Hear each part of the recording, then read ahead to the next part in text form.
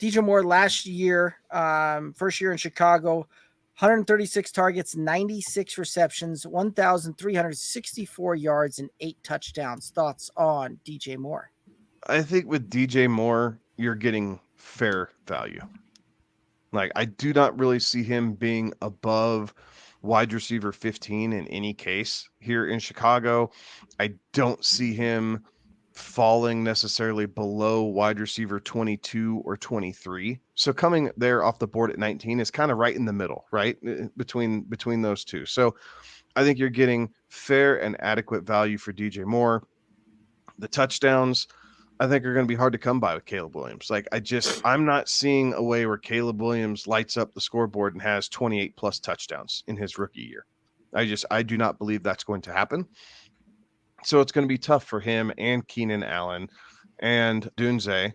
So I think 19 is adequate. I'm neither in love with it nor completely against it.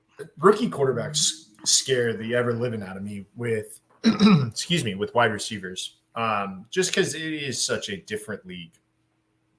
And for Caleb Williams, this is the first new offense he's had to learn since high school, right? Like he was Lincoln Riley's guy in Oklahoma, Lincoln Riley's guy at USC. Now he's got to learn a new concepts, new offense, new language. That I don't know how good his learning curve is, right? Like that's something. Maybe it's great. Maybe the guy knows what he's doing, but it is another thing. I think you're right, Kevin. I feel like this is about his ceiling. At 19, like, it just is about his ceiling. There's just not enough love to go around for all of those guys.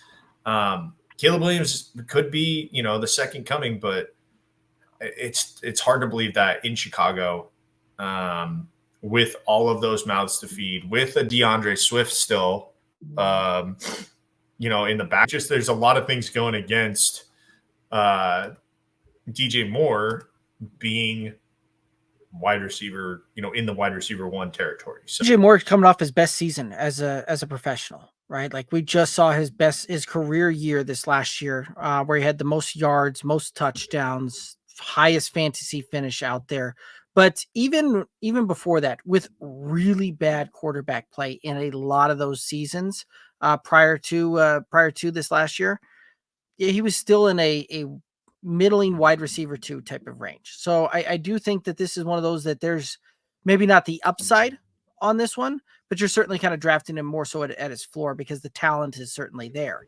So that being said, right, like, there is a lot of regression that I do see coming because of the fact that, last year when he finished as wide receiver 6 overall, you're talking about he was a top 10 in the league for target share at 29%.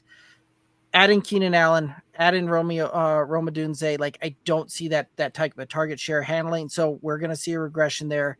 That connection that he had with Justin Fields was real. And so it will be how much of that can be replicated, how much of that chemistry can be built with Caleb Williams. He slides into the 3rd round, 4th round type of thing. I don't have a problem taking him kind of right there at that 3-4 turn.